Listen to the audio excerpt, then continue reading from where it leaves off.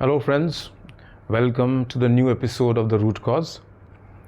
In this episode, we will talk about a different topic, which is the fad of becoming a vegan.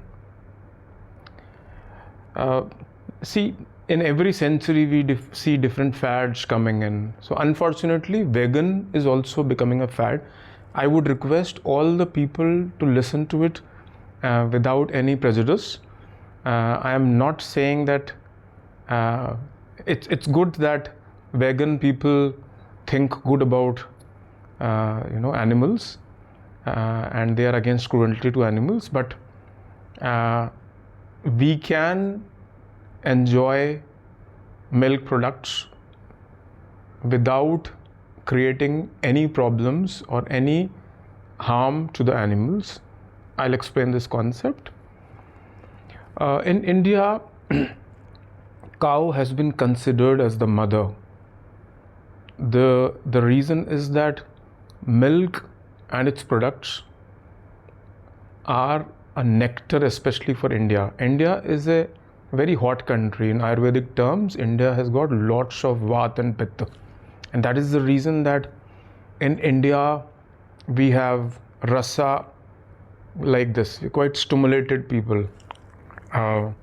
Especially this has happened after the invasions, because after the invasions, people from the other countries like Britain, Mughals, they got a lot of hot spices because they were living in cold countries, and they got tea, coffee also. Again, they were living in cold and humid countries like Britain. But then when all these things got introduced in India because of invasions and all, and because of homogenization, which is an inevitable process, what happened is that because of lack of understanding of Ayurveda and because of that curiosity to taste something which is new, we started consuming, the Indians, they started consuming foods which are not in line with their, neither their constitution nor the weather conditions. Okay, so but then milk is one of the cold proteins which has got all the essential amino acids. Amino acids are there are 22 amino acids which are required, which create different kinds of proteins in our body, and there are around 10 or 11 essential amino acids which are needed because they cannot be built by our body only. Rest of the non-essential amino acids to some extent can be created by our body also. But these 10 or 11 essential amino acids have to be consumed. Milk is the only vegetarian product apart from soya, that has got all these essential amino acids. In fact, milk has got all the 22 essential amino acids. And another thing is that milk is a cold protein. Milk is the only protein which helps in excretion of the uric acid. So why?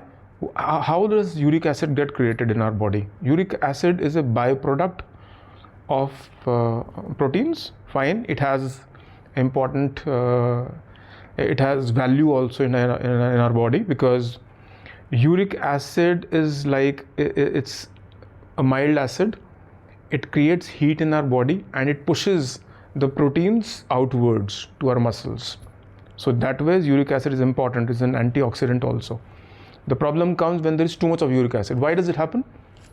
When the rasa in our body is too hot, and then it starts moving up. But then the good thing about milk and cottage cheese and all is that it calms down our system. It has got a lot of tryptophan also, which is a calming amino acid. So all these things put together, they ensure that even if you are having proteins, the uric acid will not create excess of heat in our body and make us overstimulated. In fact, overstimulated mind is one of the reasons in India for creating excess of population. When the minds are overstimulated, they will create they will go into the reproductive mode and all without understanding. I'm sorry, I'm giving one example also. If you look at rats, Rats are very, very high on Vata and Pitta. They are moving like this. That's how Pitta moves through hollowness. It moves like this, haywire. That's what rats do. And that is the reason that they grow phenomenally, very, very quickly. So in case we Indians start understanding this part, then we will be able to, lot of people in today's world who have good economic condition, they are staying in air conditioned atmosphere, but then they are not realizing that they are creating global warming for others, the rest of the population of the country. Most of the population of the country cannot afford, and that is why the heat wave is catching on them, and it's karma which is coming back. So a lot of people may be thinking when I'm saying this that no, we don't take milk, or even if we have spices and all, we've got only 2 kids. That is because you are staying in air conditioned atmosphere. You start staying in hot humid conditions the way majority of the Indian population does, you will also become overstimulated. So milk is a nectar for Indians. Now let's understand what milk does if it is not consumed properly. Milk has got a sugar which is called as lactose. Lactose can be broken down in the body only with the help of an enzyme, lactase, which is produced in our lower intestines. Now in case your rasa is overstimulated, which happens in what kind of people? Pitta people, who are very, very hot-headed people.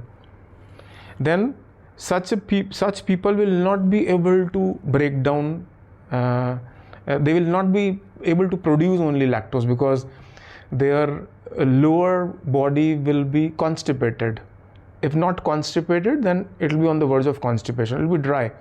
So their intestines will not be able to create lactase, which is essential for breaking the lactose. When such people will consume milk, they will start having bloating, these kind of things, and that is the reason. But then why do they get overstimulated? They get overstimulated because you are having hot tea or you are having hot spices instead of having cold spices in hot weather conditions. That's the reason the rasa goes up, and then after that they say that okay, milk is creating problems to them. It is not milk. It is because you have created overstimulation and you are not able to break down lactose. If the lactose is not broken down, it will start circulating, it will start creating toxins, which is called as amino in Ayurveda, and then you will have problems coming, body aches and brain fog and a lot of other things. This is also one of the reasons that milk ideally should be taken in the night. Why? Because in the night the weather relatively becomes colder, okay, as compared to the daytime, and as it becomes colder, the rasa goes down, your lower intestines start working properly. That is the time when you can easily digest milk. Okay. Now let's talk about milk products. Paneer is having very, very less of lactose. That is the reason that paneer can be consumed in the daytime as well. Those people who are having lactose intolerance because of excess of pitta in them, pitta means heat. I would request all the viewers to please check my previous episodes also to understand all these terminologies, pitta and vata and kapha, which are the basic fundamental forces of Ayurveda.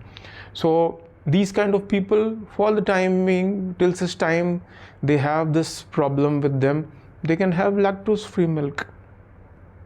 It will not cause problems and it will give loads of health to them.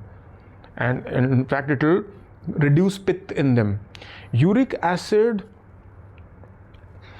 those people who are having a lot of uric acid issues, for them especially milk and paneer or the cottage cheese is a nectar.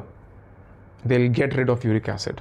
Uric acid is when the pitta is too high, so the channels become too wide and then the uric acid goes and gets deposited only. It's not able to come back it gets deposited, it creates crystals.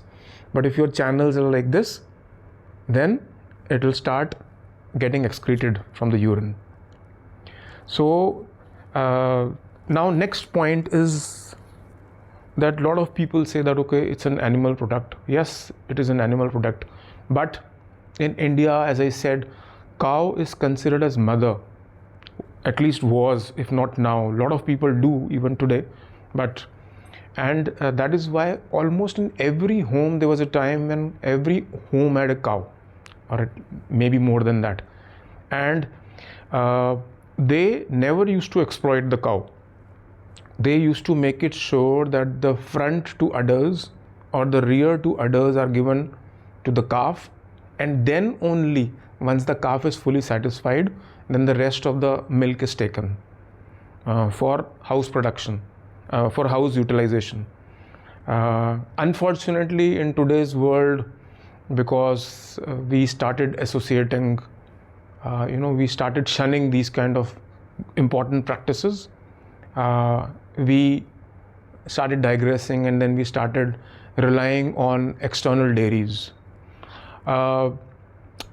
Ideally, once we go back to the Vedic times, which I hope we will soon, then every household should have, or at least one community. Maybe we can start with the community and then gradually shift to, house. So this is called as dohan in Sanskrit, and the exploitation is called as shoshan. When you are exploiting, when you are taking all the milk from the mother and you are not giving it to the calf and you are feeding calf something else, then as such the mother will not be happy, the cow will not be happy while giving you the milk. The quality of the milk will not be good. Okay, so and the dohan is two-way process. Do means either way process, give and take. And in every society, whether you talk about any relationship, we need to have some sort of give and take relationship, even if it is coming out of love. So veganism is a fad. It's important to be vegetarian, and rather it is essential to be vegetarian, because the Vedic philosophy clearly says Vasudeva Kutumbakam, entire world is one family, and quantum physics has already started proving that whatever we are doing has a cascading effect on somebody else. The karma is going to come back. That is how karma works. Actually, we are entangled with each other at quantum level. So we should not be killing animals. We should be loving them. Till such time we are not able to come to this Vedic practice where every household had a cow or two or maybe more. At least today, what we can do is we stop killing them for beef and all that, for whatever reasons. We stop killing them once they stop producing milk. We start donating for them. If we are getting milk from different dairies and all, we make it show that the cows in that particular dairy are healthy and happy, and they should be getting open grounds. Same goes with egg. You want to have egg, you can have eggs without violence. Do not have those eggs where the chickens or the hens are kept in inhuman conditions, where there are 5 and 6 hens put under the same cage, and they are literally stuffed inside it. Go for free range eggs where the hens are enjoying the green grass. They have a huge space to roam around, even if those eggs are slightly more expensive, but then you are being human in that case. Another important thing is almond milk. Almond is astringent and hot in nature. Okay, even if you remove the skin, the astringency remains a bit. At least astringency remains, the heat dissipates a lot. So when you are having almond milk, first of all, you are not getting all the goodness of milk. Milk is almost a complete, the cow's milk, the goat's milk is almost a complete food in itself, barring a few minerals like iron and all that. However, when you are taking almond milk, you are devoid of a lot of things. You are not getting vitamin B12, and it's astringent and hot in nature. So what it'll do? It'll create ulcers in the body. You will start feeling that problem sooner or later because of that. It'll start creating obstructions. Too much of astringency does what? Astringency puckers your cells too much. So your cells will start constricting, your body will go inwards, and your blood flow will start getting obstructed because of almond milk. So fine, if you are once in a while you are having almond milk, it's fine, but don't think that almond milk can ever be a substitute for cow's milk. Cow's milk also gives you vitamin B12, which you can't get from any vegetarian product. Just can't. And that's why cow's milk or milk from animals cannot be, you just can't find any other substitute for vegetarians. That's all. Thank you so much. God bless.